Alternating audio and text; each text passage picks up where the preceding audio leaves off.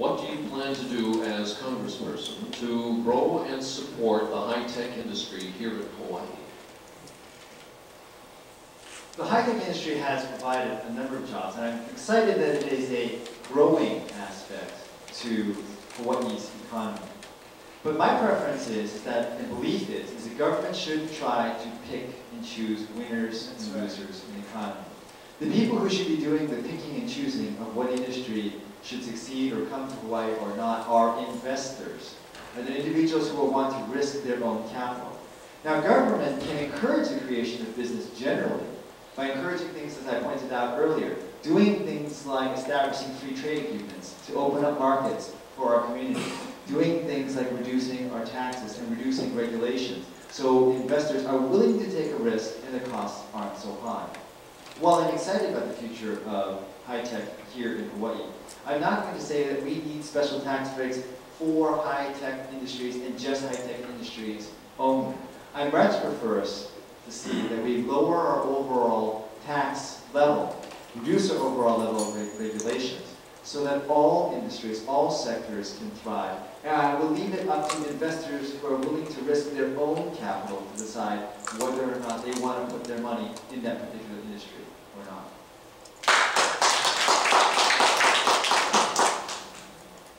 First of all, high-tech means so many different things to so many different people. To some of us, if you think about computers, maybe computer chips, some of us think about biotechnology, it's also high-tech. Some of us think about research for Department of Defense, for example. Let's not forget one thing, which is that Hawaii has benefited from a lot of federal funds that have come in and have built the industries, the respective industries. If you read this morning's, I believe it was this morning's advertising, where there was some responses of what has gone on in Navitech, for example, what has gone on Hawaii, PMRF, and the type of research that's being done there. These are all federally funded projects. And this is what needs to be done. Because I don't believe that if you've got a bright idea, you're going to be able to go out there and sell it to anyone to help you invest. Because most of us don't have money to just go out and invest. We need investors. Or we need people who believe in an idea. This is where I think it is an appropriate role of government to look at the future. President Obama talks about a green economy, right? Think about what can be done in terms of technology and how you would develop that. Look at algae production. Can you imagine a perfect place to grow algae? Algae is being funded now as jet-grade fuel by the Department of Defense. Imagine what that would do for all of us. So when you talk about technology or any kind of industry that we want to grow and we want to have Hawaii become a critical part of it, I think the government does have a role in doing that. And government can invest in those ventures because, think about it, how else are we going to move forward as a nation? And we are the best nation. We have shown that if it comes to being challenged and meeting the challenge, America does it best. So we should do that. We should have those kinds of investments. Carefully vetted, transparent, but we should do it.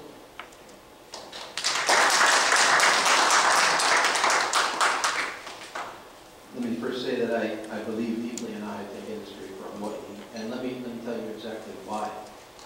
It is an industry that is very well suited to Hawaii because our challenge with prosperity for an industry here is overcoming not just the problems inside the state government, which could take another couple of hours to reform state government here, and that probably gets to the first question. We have the need to export elsewhere in the world. That's what makes an industry strong. Tourism is an export industry. People come here, spend the money that they earn somewhere else. It gives us money from the outside. High-tech, especially information tech, so we're not talking about manufacturing some computer chips. Because manufacturing and exporting is tough. You have to deal with very high shipping costs, which is another 2 hours, by the way. But if we can have people that want to live in Hawaii, who have the capability and training and education and entrepreneurship to sit here and develop information technology, which doesn't have to be physically exported, all you have to have is a computer screen. That's what we want. So that's why I work. I was one of the original sponsors and formulators of Act 221. Back in my state legislative days, I think it's too bad that Act 221 has been allowed to essentially lapse. But high tech in that context is first and foremost a business. Everything I talked about taxes and regulation applies. It is primarily a small business. Everything I talked about in terms of small businesses applies. It is perfectly suited to export to the countries of not other than the United States, especially Asia. So everything we talked about in terms of foreign policy applies. The area that I think we can really help with high tech now from the federal perspective is to ensure that federal programs and research facilities that are especially suited to high tech are kept going.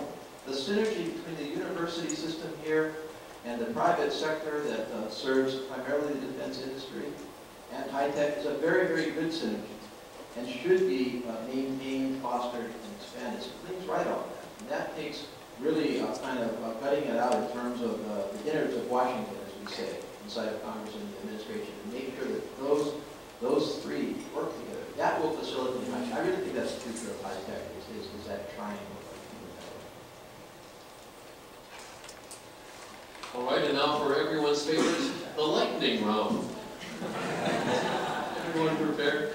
Once again, our candidates participated in a drawing earlier to determine who would get the rotation with respect to the closing remarks. Leading off will be City Councilmember Charles Djou, followed by State Senator Colleen Manabusa, and then with the final remark will be former Congressman Ed Case. So if you would begin. Thank you, Greg. Thank you, everybody here, for giving me a few minutes of your very valuable time and valuable afternoon to share my thoughts and ideas with all of you. Last week, ladies and gentlemen, I had the honor and distinction of officially filing my paperwork as a candidate for this special election for the United States Congress. I happened to file my paperwork at the Office of Elections on the exact same day that my youngest daughter, Allie, happened to turn 3 years old. When I filed my paperwork, I had a number of supporters there. Right afterwards, one of those supporters showed me a t-shirt that he had just received for one of his granddaughters. And it read, "I just turned 3 years old, and I owe $46,000 to pay for my portion of the national debt." Ladies and gentlemen, this is what's wrong with Congress. We are spending money that we don't have on programs that do not work with no plan to pay back other than the handed invoice for a nation's 3-year-olds. This is exactly why we need to put the brakes on the stimulus package, why we can't afford this health care package, why we need earmark reform, and why we need a balanced budget. Ladies and gentlemen, I understand that every dollar the government spends comes from a family like yours.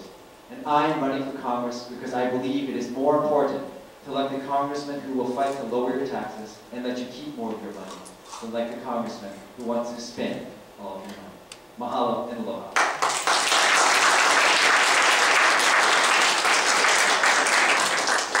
Thank you again to our host organizations. It is really always good to be here with Charles and Anna. You know, one of the biggest challenges facing our next representative in Congress is going to be how to be heard and how to make sure Hawaii is well represented. And in order to do that, we need someone who knows about collaboration and is considered a leader. You know, you've heard many things today. You've heard about experience, you've heard about leadership, and so forth. My experience has taught me that it's not just the time you spend in office that counts. It's more important that you have actually had an impact. You're able to introduce and pass laws that help the community and serve our state. The first congressional district is selecting a leader for Hawaii's future in Congress. But more than that, I hope that when you cast your vote, you're thinking about somebody who takes the same values that you have, Hawaii's values, to Washington, for not only for today, but for tomorrow. And that's very critical. I believe I'm that person, and that's why I'm here to humbly ask you for your support. Thank you.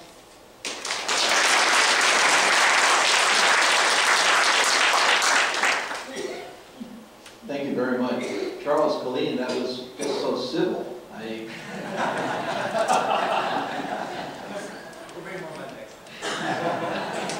I think we should just reconvene Congress right here. The three of us, with our differing political philosophies and experiences and approaches, if we have that kind of debate, maybe we can solve some of the problems. look, I've got